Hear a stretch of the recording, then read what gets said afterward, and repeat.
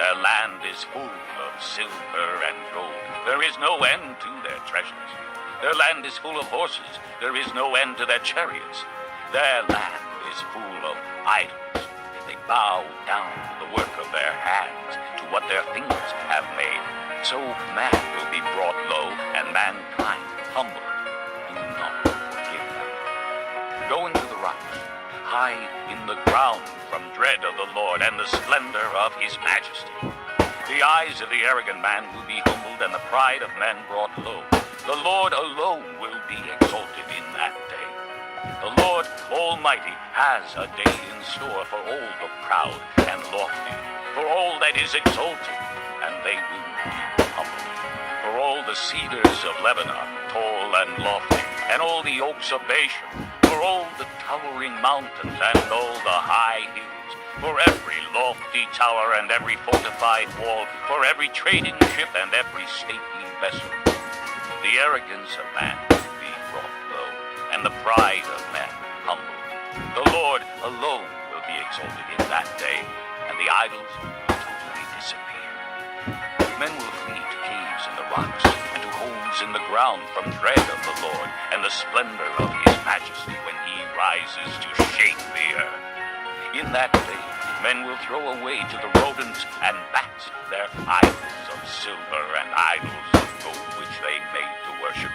They will flee to caverns in the rocks, and to the overhanging crags from dread of the Lord and the splendor of his majesty when he rises to shake the earth. Stop trusting in man, who has but a breath in his nostrils. Of what account is he? Chapter 2. This is what Isaiah son of Amos saw concerning Judah and Jerusalem. In the last days, the mountain of the Lord's temple will be established as chief among the mountains.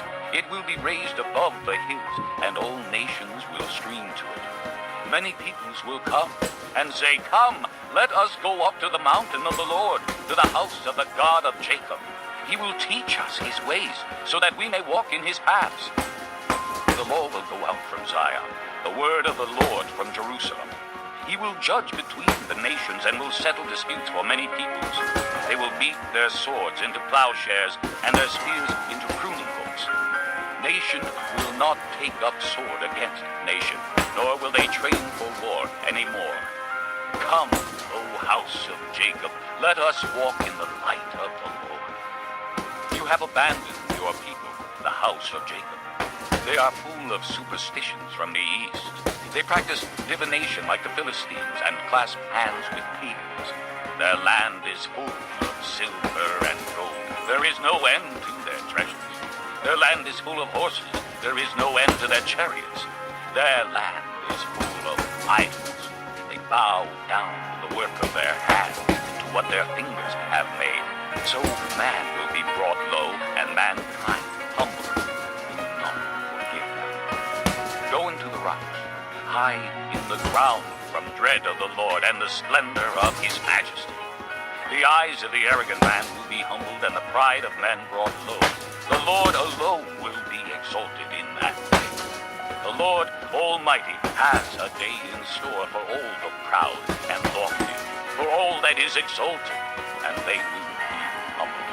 For all the cedars of Lebanon, tall and lofty, and all the oaks of Bashan, for all the towering mountains and all the high hills, for every lofty tower and every fortified wall, for every trading ship and every stately vessel. The arrogance of man will be brought low, and the pride of men humbled. The Lord alone will be exalted in that day, and the idols will totally disappear. Men will flee to caves in the rocks, and to holes in the ground from dread of the Lord, and the splendor of his majesty when he rises to shake the earth.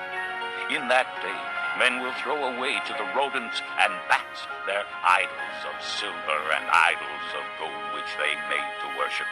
They will flee to caverns in the rocks, and to the overhanging crags from dread of the Lord and the splendor of his majesty when he rises to shake the earth. Stop trusting in man, who has but a breath in his nostrils. Of what account is he?